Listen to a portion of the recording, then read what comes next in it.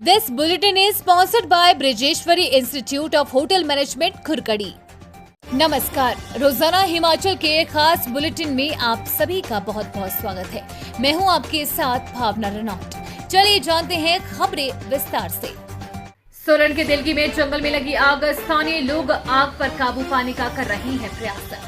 सोलन की देलगी पंचायत के कोठी के जंगलों में सुबह से ही आग लगी हुई है, जो काफी फैल चुकी है। इस आग से वन संपदा को भारी नुकसान पहुंचा है। गर्मियों की शुरुआत के साथ ही जंगलों में आग लगने की घटनाएं बढ़ने लगी है। स्थानीय लोग और वन विभाग की टीम आग पर काबू पाने के लिए हर संभव प्रयास कर रही है। कोठी का जंगल भी इस आग से प्रभावित हुआ है। वन विभाग की निजी संविदा समिति ने सरकार से वन विभाग के ठेकेदारों पर लगाए अतिरिक्त टैक्स को हटाए जाने की मांग। अगर नहीं हटाया टैक्स, जमींदार और ठेकेदार मिलकर विधानसभा के बाहर करेंगे घेराव। नालागढ़ वन विभाग की निजी संविदा समिति के जिला अध्यक्ष बिलासपुर जोगिंदर सिंह चौहान ने नालागढ़ में प्रेस वार्ता कर कहा कि हिमाचल की कांग्रेस सुक्खू सरकार ने वन विभाग की निजी संविदा समिति पर अतिरिक्त टैक्स लगाने से इसका सीधा असर किसानों पर पड़ेगा और ठेकेदार किसानों के खैर के लक्कड़ खरीद कर कथा फैक्ट्रियों को बेचते हैं और उस पर पहले ही टैक्स लगता है। और जो खैर पर प्रति क्विंटल ट्रांसपोर्ट टैक्स जो प्रदेश में ही लगाया गया है, उसका विरोध किया है। वह सरकार से मांग की है कि इस पर पुनर्विचार कर वापस लिया जाए। इस अवसर पर जिला और वन विभाग की निजी संविदाकार समिति के जिला सचिव बिलासपुर कृष्णा ठाकुर, कोषाध्यक्ष संत राम, जिला सोलन अध्यक्ष मीराराम ठाकुर, सरवन सिंह उपस्थित रहे। माफियाओं की सरकार, कांग्रेस भाजपा नेता राजेश कश्यप 26 मार्च 2025। भाजपा कार्यकारिणी सदस्य व सोलन से भाजपा नेता डॉक्टर राजेश कश्यप ने कहा कि कांग्रेस सरकार अपने वादे पूरे करने में विफल साबित हुई है। प्रदेश में कानून व्यवस्था चरमराई हुई है, कर्मचारियों का शोषण हो रहा है, स्वास्थ्य सुविधाएं बदहाल है। वहीं सोलन के एक क्षेत्रीय अस्पताल में रात्रि के समय ऑक्सीजन प्लांट नहीं चल रहा है। उन्होंने कहा कि ये सरकार कोई भी कार्य करने में नाकामयाब साबित हुई है। ये बात डॉक्टर राजेश कश्यप ने सोलन में आयोजित पत्रकार वार्ता के दौरान कही। हमारे संवाददाता से बात करते हुए भाजपा नेता डॉक्टर राजेश कश्यप ने बताया कि ये सरकार हर मोर्चे पर विफल रही है। हिमाचल के कई भागों में 2 दिन बारिश बर्फबारी के आसार, ओलावृष्टि और अंधड़ का भी अलर्ट।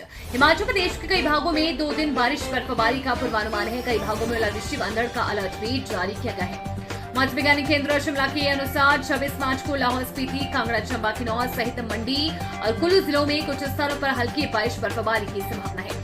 27 मार्च लाहौल स्पीति, कांगड़ा, चंबा, किन्नौर, मंडी, कुल्लू में कुछ स्थानों पर तथा शिमला, ऊना, बिलासपुर और हमीरपुर में 1-2 स्थानों पर हल्की बारिश बर्फबारी के आसार है। चंबा, कांगड़ा, कुल्लू व मंडी जिले में अलग अलग स्थानों पर गरज के बिजली चमकने के आसार है। ओलावृष्टि और 30 से 40 किलोमीटर प्रति घंटे की रफ्तार से हवाएं चलने का येलो अलर्ट जारी हुआ है। शिमला में भी आज हल्के बादल छाए हुए हैं। चिट्टा सप्लाई के लिए तस्कर ने 2000 दिहाड़ी पर रखे थे युवक, पुलिस पूछताछ में बड़ा खुलासा।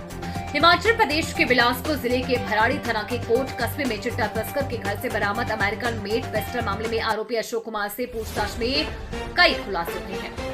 पुलिस जांच में सामने आया है कि आरोपी लंबे समय से चिट्टा बेच रहा था। सूत्रों के मुताबिक वो प्रतिदिन करीब 10 ग्राम चिट्टा बेचता था और उसकी कमाई 30 से 50 हजार रुपए तक होती थी। उसने कई युवाओं को भी अपने साथ जोड़ा था और उन्हें चिट्टा सप्लाई करने के बदले रोजाना 1000-2000 रुपए दिहाड़ी देता था। आरोपी इलाके में अपना दबदबा बनाए रखने के लिए पिस्टल से हवाई फायरिंग भी करता था। बुधवार को आरोपी को न्यायालय में पेश किया गया। उसे 5 दिन की पुलिस रिमांड पर भेज दिया गया है। दरअसल 22 मार्च को भराड़ी पुलिस कोर्ट कस्बे में चिट्टा तस्कर अशोक कुमार के घर पहुंची थी। तलाशी के दौरान वहां से अमेरिकन मेड पिस्टल बरामद की गई थी। इसके बाद पुलिस ने आरोपी को गिरफ्तार कर मामला दर्ज किया।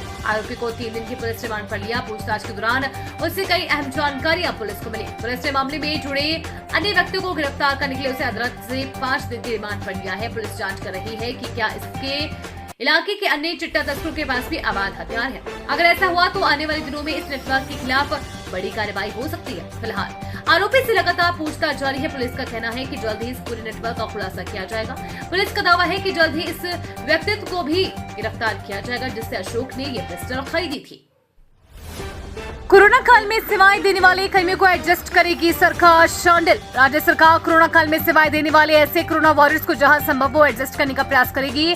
स्वास्थ्य मंत्री डॉक्टर कर्नल धनीराम शांडिल ने मंगलवार को विधानसभा में स्वास्थ्य परिवार कल्याण को लेकर विपक्ष द्वारा लाए गए कटौती प्रस्ताव पर हुई चर्चा के जवाब में ये बात सदन में कही।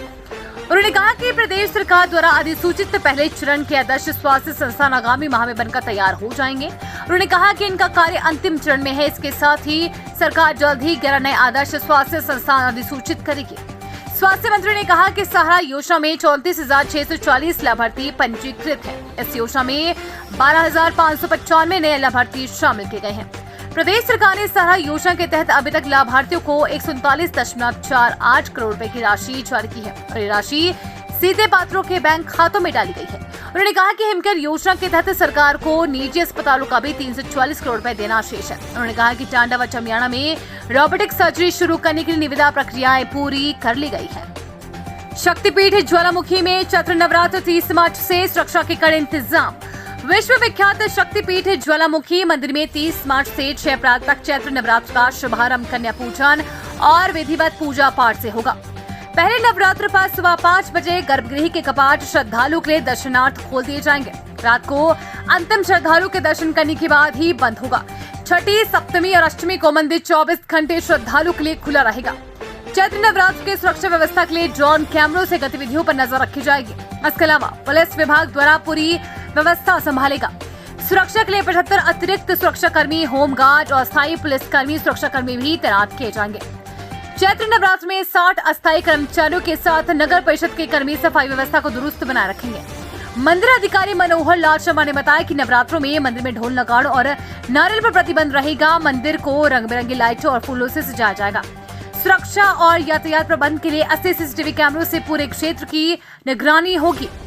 शहर को 6 सेक्टरों में बांटा गया है। इसके वाहनों की पार्किंग चयनित स्थलों पर ही की जाएगी। बड़े वाहन शहर से बाहर निर्धारित स्थलों पर ही पार्क होंगे।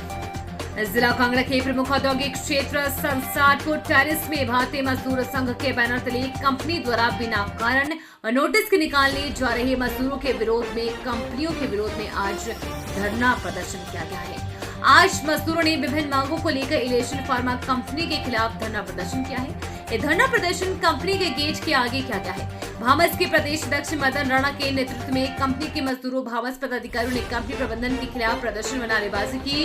कंपनी के मजदूरों का आरोप है कि उन्हें बिना कारण निकाला जा रहा है। प्रदेश सरकार द्वारा बढ़ाया गया वेतनमान तथा उसका एजेंट और बोनस जो बनता है नहीं दे रही है, जबकि इस संदर्भ में वो पहले भी कई बार कंपनी पदाधिकारियों से बातचीत कर चुके हैं। उम्मीद है आपको आज का बुलेटिन पसंद आया होगा। इसी के साथ हिमाचल की तमाम खबरों को जानने के लिए रोजाना हिमाचल के पेज को फॉलो, लाइक और सब्सक्राइब करना बिल्कुल ना भूलें। धन्यवाद।